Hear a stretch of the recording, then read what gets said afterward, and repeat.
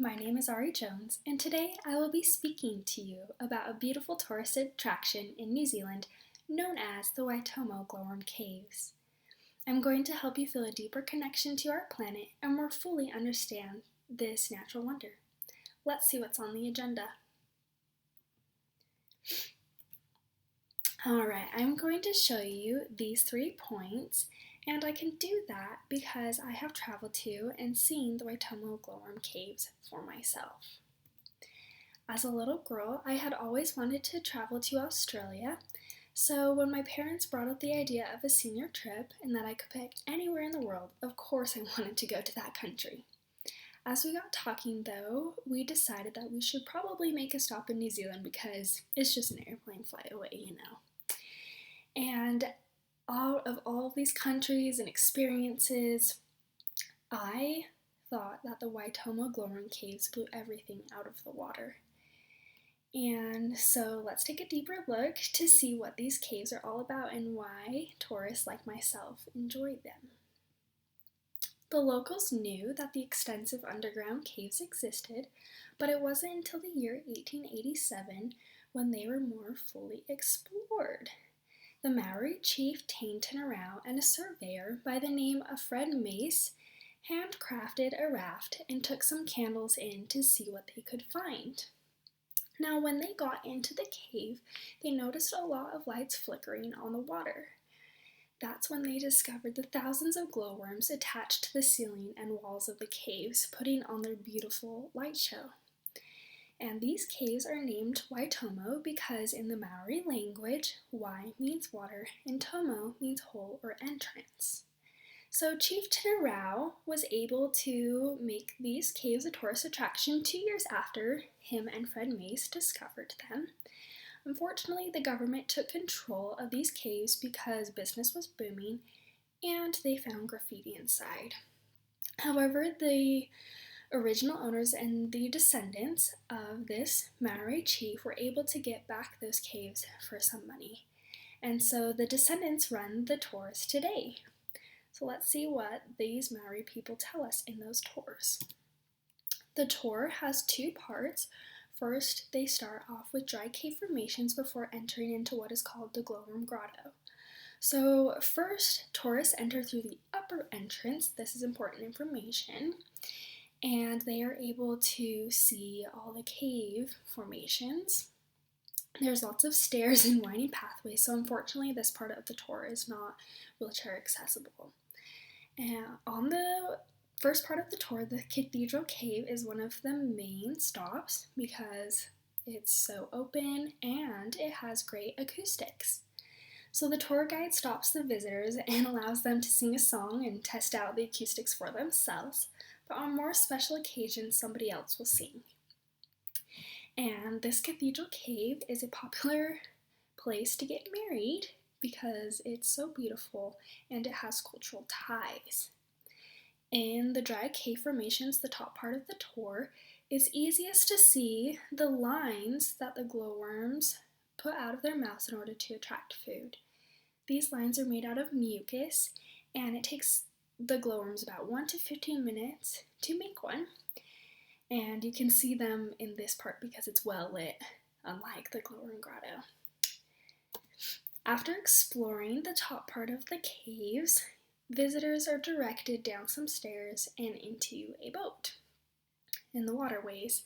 And here in the Glowworm Grotto is where visitors get to see exclusive views of Arachnocampa luminosa, which this glowworm species is only found in New Zealand.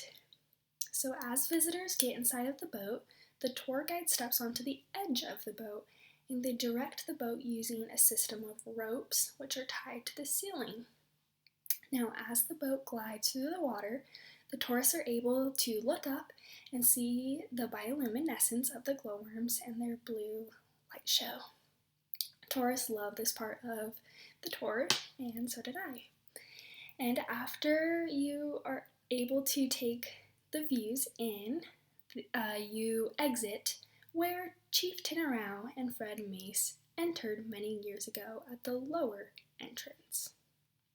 Alright, so the light that the glowworm gives off is a chemical reaction called bioluminescence. It involves luciferin, which is a waste product, the enzyme luciferase, ATP, which is an energy molecule, and oxygen.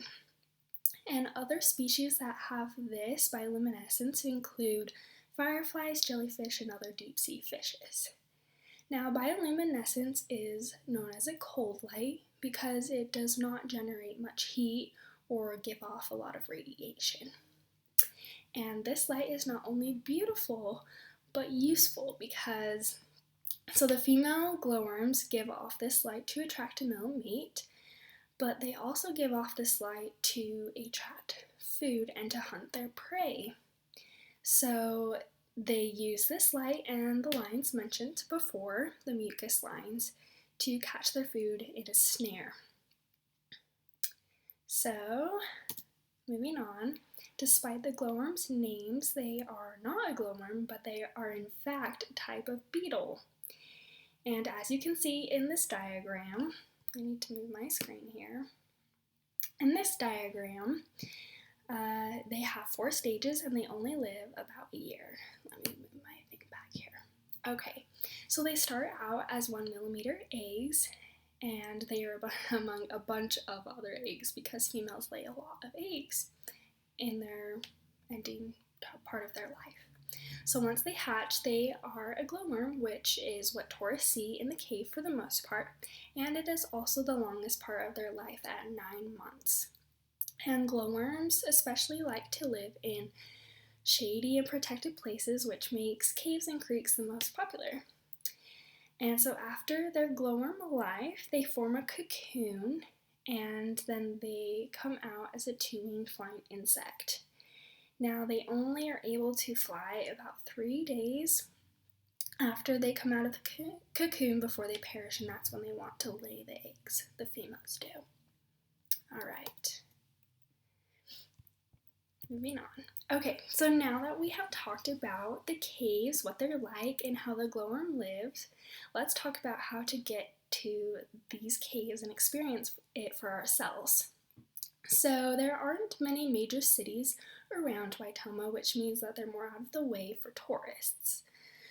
But most tourists that do come in from Auckland because it is the largest international airport of the country. And most of those tourists take a tour bus, and they do it as a all-day activity and see a lot of different attractions. I took a tour through Great Size, and I was able to see the Waitomo Glowworm Caves, a geyser park, a Te Puia cultural experience and performance, and a sheep farm. And out of all of those, I really love the Waitomo Glowworm Caves. That's why I'm doing this presentation. But there's also a lot of other tour buses and companies around.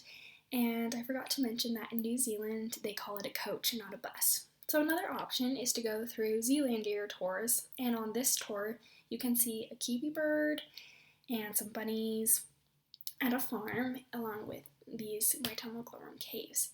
And I feel like any tour that you take to the Waitomo Glowworm Caves is going to be a great experience because those tour guides are very knowledgeable and they have pride in their culture. Alright, so in summary, we have talked about that the Maori first discovered these caves, and they are still open today, and the descendants of the chief who discovered these caves, they still do the tours. And in those tours, you learn a lot about the glowworms and how they live. They only live for about a year, and they use bioluminescence to put on the wonderful light show that tourists see. Although these caves are more out of the way, tourists still flock to them, and using a tour bus is a great option to travel to them. And in conclusion, this world has so much beauty to explore, and I hope you go out and find it. Thank you.